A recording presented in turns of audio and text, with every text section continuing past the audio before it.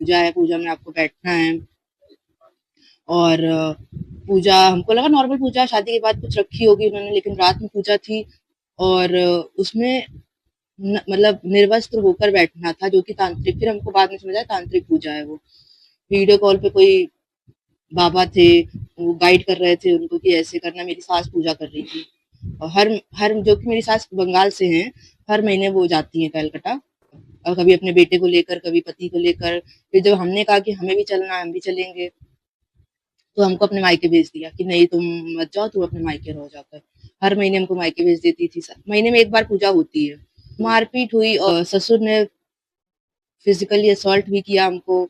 और हमने पति से हेल्प मांगी, लेकिन मेरे पति ने मेरी हेल्प नहीं करी। हमको कहा कि जैसा मम्मी पापा कह रहे हैं वैसा ही आपको करना पड़ेगा। तो हमने 2-3-4 महीने अपने पेरेंट्स को नहीं बताई थी ये सब चीजें, लेकिन जब चीजें हमसे हैंडल नहीं हो रही थी, तब हमने आखिर में जाके अपने पेरेंट्स को बताई। उन्होंने भी कहा कि ये सब चीजें नहीं होनी चाहिए, बहुत कोशिश करी, लेकिन उसमें कुछ भी उन लोगों पर असर नहीं हुआ, और 15 महीने से मेरे मायके में है।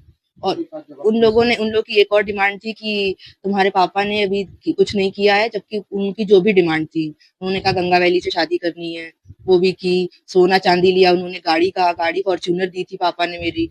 उसमें उनको ये था कि फॉर्च्यूनर आपने बेटी के नाम क्यों करी, मेरे नाम क्यों नहीं करी, मेरे बेटे के नाम करनी चाहिए थी। 1 किलो सोना, 2 किलो सोना, और बोलो कि दे अपने पापा को, और स्वरूप नगर में एक घर लेकर दे हमको।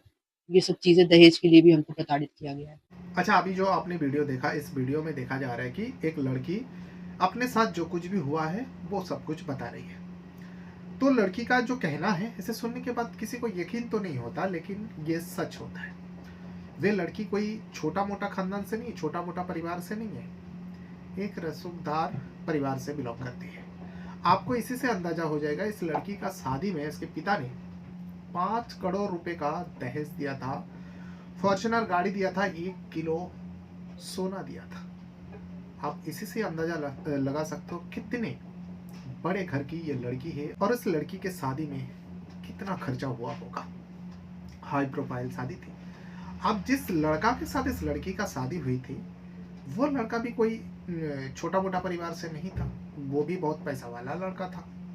लेकिन फिर भी दहेज का मांग थी, तो इस दहेज में इतना सब कुछ दिया गया था। लेकिन फिर भी उस लड़की के साथ बहुत गलत हो रहा था उसके ससुराल में। कुछ दिनों तक तो, शादी के कुछ दिनों तक ठीक ठाक चला, लेकिन उसके बाद ही उस लड़की के साथ पूजा पाठ के नाम पर जो कुछ भी हुआ है, शायद कोई इंसान को यकीन हो जाए जो मैं को जो कुछ भी बता रहा हूँ ये सच भी हो सकता है। लेकिन आप लोग जानते ही हो, मैं जो भी वीडियो बनाता हूँ उसमें सच्चाई रहता है, जो हकीकत होता है मैं वही आप लोगों के लिए निकाल कर लेकर आता हूँ। तो इस लड़की के साथ महज 9 महीना हुआ था। 9 महीने में न जाने कितने बार उस लड़की को ना चाहते हुए भी उसको उसके मायके भेज दिया जाता था। लड़की किसी और जगह जाना चाहती थी, लेकिन लड़की को रोक दिया करते थे और कहते कि तुम अभी घर की बहू हो, तुम वहां पर नहीं जा सकते, तुम अपने मायके चले जाओ, जब तक हम लोग लौट कर नहीं आते, क्योंकि पूरा परिवार जाया करता था, तो तुम अपने मायके में रहो। 9 महीने के अंदर कई मरतबा वो गई, लेकिन शादी को 2 साल हुआ।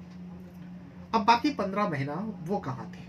15 महीना भी वो हमेशा हमेशा के लिए वो अपने मायके में ही रह रही है, और मायके में रहते हुए वो पुलिस केस करती है, एफआईआर दर्ज होती है। और जब एफआईआर दर्ज होती है, उससे पहले पुलिस को जब इन परिवार के बारे में पता चला, उस लड़की के ससुराल वाले के बारे में पता चला, तो पुलिस भी इस केस को आगे बढ़ाने से बहुत कुछ सोचा और सुलह कराने की कई मरतबा कोशिश किया गया, लेकिन सुलह नहीं आता। क्योंकि ये जो लड़के का परिवार है, उन लोगों का कहना है हम लोग अटल बिहारी वाजपेयी जी के रिश्तेदारों में हैं, चाहे हमारे बहू कुछ भी कर ले, एफआईआर दर्ज हो ही नहीं सकता।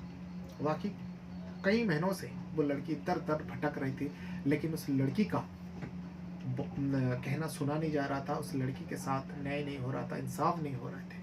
अभी भी जब एफआईआर दर्ज हो जाती है, लड़की को लगता है उसे इंसाफ नहीं मिलेगा, बल्कि दबा दिया जाएगा, क्योंकि हमारे जो ससुराल वाले हैं वो बहुत ऊंचे लेवल के लोग हैं। तो फिर उस लड़की के साथ क्या हुई थी और क्यों एफआईआर दर्ज नहीं करना चाहते पुलिस, और आखिरकार एफआईआर दर्ज हुई, तो उसे क्यों ऐसा लग रहा है जो उसके साथ इंसाफ नहीं होगा। तो पूरा घटना इसी वीडियो में बताऊंगा, लेकिन वीडियो में आगे बढ़ने से पहले बस वही छोटी सी रिक्वेस्ट, अगर आप पहली बार मेरे चैनल से जुड़ो तो चैनल को सब्सक्राइब जरूर कीजिएगा। कुछ भी कहना रहेगा आपके बारे में, मेरे बारे में, या फिर वीडियो के बारे में, कमेंट बॉक्स में अपना राय ज़रूर दीजिएगा। और जिस भी वीडियो को आप मेरे चैनल पर देखते हो उस वीडियो को छोड़ने से पहले वीडियो को लाइक ज़रूर कर दिया करो। और इसी वीडियो को आप मेरा Facebook page story by Rahman पर भी देख सकते हो, Insta ID story by Rahman, वहाँ पर भी आप इस वीडियो को देख सकते हो। आप वहाँ पर भी जाके मुझसे जुड़ सकते हो, मुझसे बातें कर सकते हो। तो ये पूरा कहानी जो है उत्तर प्रदेश का कानपुर डिस्ट्रिक्ट का, कानपुर डिस्ट्रिक्ट के अंदर एक जगह लगता है सिजटी, और इसी सिजटी इलाका में एक परिवार रहा करता है। परिवार में जो एक सिटी इलाका में एक और जगह लगता है पांडुनगर। पांडुनगर में एक रसूखदार परिवार रहा करते हैं, गौतम मिश्रा के परिवार। गौतम मिश्रा के पिता जो है विनीत मिश्रा, ये लोग बहुत अमीर होते और कारोबारी होता है, बिजनेसमैन होता है, जिसके चलते इन लोगों के पास धन दौलत की कोई कमी नहीं है। इनके दादा भी बिजनेस किया करते थे और इसी बिजनेस को जो गौतम मिश्रा है उनके पिता ने आगे बढ़ाया, और अब गौतम मिश्रा भी पापा का साथ, पापा के हाथ बटाते हुए इस बिजनेस को और आगे लेकर जा रहे हैं। लेकिन गौतम मिश्रा का शादी 2024 में जिस लड़की के साथ हुई थी, बस कानपुर का ही रहने वाली थी वो। 6 मार्च 2024 को उस लड़की के साथ शादी हो जाती है। शादी बड़े धूमधाम से होती है। लड़की के परिवार भी लड़की के शादी में 5 करोड़ रुपए दहेज दिया था। सिर्फ 5 करोड़ नहीं, 1 किलो सोना दिया था, एक फॉर्च्यूनर गाड़ी दिया था, और भी बहुत छोटे मोटे सामान दिया गया था। बड़ी ऊंची लेवल का शादी हुई थी, बड़े बड़े लोग आए हुए थे, धूमधाम से शादी हुई थी, अरेंज मैरिज थी। लेकिन शादी के महज कुछ ही दिन बीता था, लड़की को कहा जाता है जो आज हमारे घर में पूजा है, और पूजा की जो है रात को 12 बजे से शुरू होगी। अक्सर ऐसा बहुत सारे पूजा पाठ रहती है जो रात को करवाया जाता है। तो सास ने कहा बहू को, जो तुम तैयार रहना, 12 बजे तुम्हें पूजा के घर में आना है। और एक बात और कहती है जिसे सुनने के बाद बहू के तो पैर तले जमीन खिसक जाती, क्योंकि सास कहती है जब पूजा है क्या कहा, तो बहू को लगा नॉर्मल पूजा है, लेकिन सास कहती है जो जब पूजा के घर में तुम आओगे तुम्हारे शरीर में कपड़ा नहीं होना चाहिए, बल्कि आना पड़ेगा उस पूजा के घर में। इसे सुनने के बाद ही तो बहू के पैर तले जमीन खिसक जाते। बहू विरोध करती है, जो आप ये कैसी बातें कर रहे हो। तो सास कहती है इसमें चौंकने वाली क्या बात है, ये हमारे परिवार का और हमारे खानदान का परंपरा है, और हमारे घर में जो धन दौलत आई है इसी पूजा पाठ के वजह से, क्योंकि हम लोग जो तंत्र मंत्र का पूजा पाठ है वो हम लोग अक्सर किया करते हैं, और इसमें हमारे परिवार के सारे लोग सदस्य शामिल होते हैं। अब तुम हमारे घर के सदस्य बन गए, तुम्हें भी इस पूजा पाठ में शामिल होगी, लेकिन हाँ, किसी का तुम्हारे शरीर में एक भी कपड़ा नहीं होना चाहिए। बहू को लगा ये कैसे लोग अंधेरे में जी रहे। फौरन इस बात को अपने पति गौतम मिश्रा को कहती है। गौतम मिश्रा चुप रहती है, लेकिन पत्नी जो है बार बार कहती है तुम चुप क्यों हो, कुछ जवाब क्यों नहीं देते। थोड़ी देर बाद गौतम मिश्रा कहते हैं इसमें मुझे बोलने का क्या है, मम्मी पापा जो कह रहे हैं वही सही है, वही करना पड़ेगा, हमारे परिवार ऐसे ही करते हैं, अब तुम्हें भी करना पड़ेगा। बहू नहीं मानती, गौतम मिश्रा के पत्नी नहीं मानते। ये जो पूजा पाठ के नाम पे तुम लोग करते हो ये गलत है, मैं इस पूजा पाठ में शामिल नहीं होंगी। फिर विरोध करती है। उसके बाद घर वाले उसके खिलाफ हो जाते हैं, क्योंकि उस पूजा पाठ में जो है उस लड़की को निष्पक्ष होकर एक वीडियो कॉल के जरिए एक बाबा के सामने हाजिर होना था, प्रस्तुत होना था, और बाबा जो कुछ भी कहेंगे वीडियो कॉल के जरिए इस बहू को सब कुछ करना पड़ता, जो इसके सास के कहना था और इसके परिवार का कहना है, जो ये लोग अक्सर करते हुए आ रहे हैं। तो बहू ने नहीं माना। बहू के ऊपर अब पाबंदी शुरू हो गई, बहू को लेकर अब आनाकानी शुरू हो गए। अब इन लोगों के नज़र में बहू बहुत खराब हो गई, बहुत बुरी हो गई। कुछ दिनों तक बहू तो ये सारे सहती गई, जो मैं इस बात को नहीं मानी इसलिए मेरे साथ ये सब हो रहा है, लेकिन अब हद से ज़्यादा हो गई थी। इस वजह से वो लड़की अपने मायके चली जाती है। जब मायके चली जाती है, मायके जाकर अब वो मायके सामने कुछ सफाई नहीं दे पा रही, ऐसी घिनौना बात को वो अपनी जबान पर ला ही नहीं पा रही थी। आखिरकार मायके वाले जब बार बार पूछते हैं तो वो लड़की पूरी घटनाक्रम सुनाती है। इसे सुनने के बाद लड़की के परिवार भी हैरान हो जाते, जो ये कैसे परिवार है, पढ़े लिखा होकर ऐसा पूजा पाठ, ऐसा तंत्र मंत्र को ऊपर विश्वास करते हैं, यकीन करते हैं। फौरन लड़की का साथ देते हुए लोग नज़दीकी पुलिस थाने जाते हैं, जो कानपुर के अंदर है, सिजरी इलाका में। पुलिस वाले के सामने जब पूरा बात बताया जाता है, पुलिस वाले को ये भी बात बताया जाता है, जो गौतम मिश्रा, जिनका पिता का नाम है विपिन मिश्रा, जैसे विपिन मिश्रा और गौतम मिश्रा का नाम आता है, पुलिस वाले का भी हाथ पाँव फूल जाते हैं, क्योंकि ये लोग कोई छोटा मोटा लोग नहीं थे और कोई गरीब परिवार नहीं था, गरीब लोग नहीं थे जो पुलिस आसानी से हाथ डाल दे। पुलिस सुलह कराने की कोशिश करते हैं, पुलिस एफआईआर दर्ज नहीं करते, बल्कि गौतम मिश्रा को, गौतम मिश्रा के पिता को, परिवार को बुलाया जाता है और उसके पत्नी के को बिठाकर सारे सुलह मसला कराने की बात किया जाता है, लेकिन नहीं होता, समझौता नहीं होता। लड़की अपने मायके चली जाती है और गौतम मिश्रा जो है अपने घर आ जाते हैं, लेकिन यहाँ पर लड़की जो है अपने ससुराल के ऊपर एफआईआर दर्ज कराना चाहती थी, लेकिन एफआईआर दर्ज नहीं होती। कई कोशिश करने के बाद अब जाकर उस लड़की का एफआईआर दर्ज होती है। दर्ज होने के बाद अब उन लोगों के ऊपर कार्रवाई करने की मांग करती है। आरोपी जो है इसमें गौतम मिश्रा को बनाया जाता है, क्योंकि पति होकर पत्नी का साथ नहीं दिया, बल्कि पति ने कहा जो मेरे घर वाले जो कुछ भी कहता है वही सुनो। यहाँ तक कि ससुर के ऊपर इल्ज़ाम लगाते हैं वो बहू, जो मेरे जो ससुर है वो मुझे सेक्सुअल असोल्ट किया है।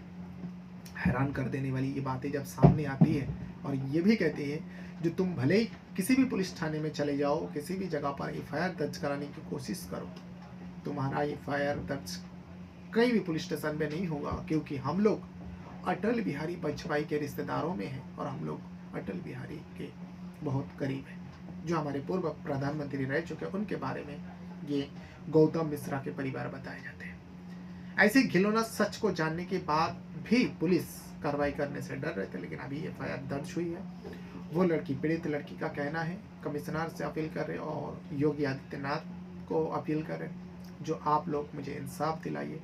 मेरे पापा ने शादी में इतना दहेज दिया, एक फॉर्च्यूनर गाड़ी दी थी, उस फॉर्च्यूनर गाड़ी को लेकर भी ससुराल वाले ताना कसते थे, जो दामाद के ऊपर भरोसा नहीं है, इसीलिए वो गाड़ी जो है अपनी बेटी के नाम पर दी है। हालांकि वो गाड़ी उस गौतम मिश्रा के घर में ही गया है, गौतम मिश्रा के घर में ही रहते थे, लेकिन लड़की के नाम पर वो गाड़ी रजिस्टर्ड था। इस वजह से भी उस लड़की को ताना कसा करते थे गौतम मिश्रा और गौतम मिश्रा के पूरा परिवार।